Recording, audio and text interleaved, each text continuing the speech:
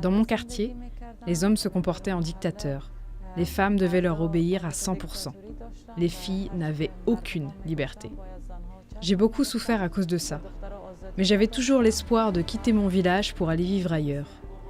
Je me suis toujours vue comme un aigle, destiné à s'envoler loin d'ici, car j'avais en moi un profond sentiment de liberté et d'aventure.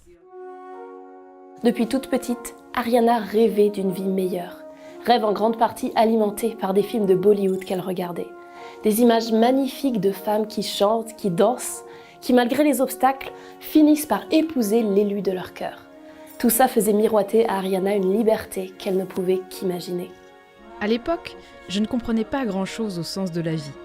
Je voyais ça comme dans ces films indiens, parce que quand je les regardais, je me disais « leur vie, c'est le rêve ». Et tout comme ses héroïnes, Ariana est tombée amoureuse d'un jeune homme de son village.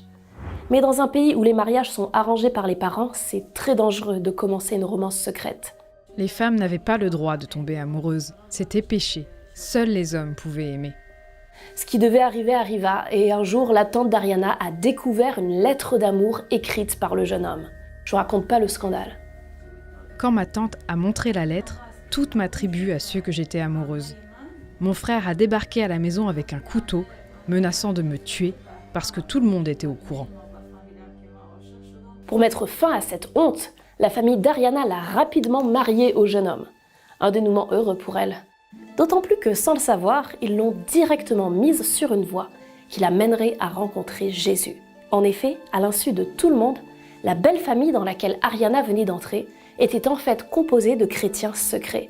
Mais ça, même Ariana l'ignorait complètement. Et pour cause, en Afghanistan, quiconque est soupçonné d'être chrétien se retrouve immédiatement en danger de mort.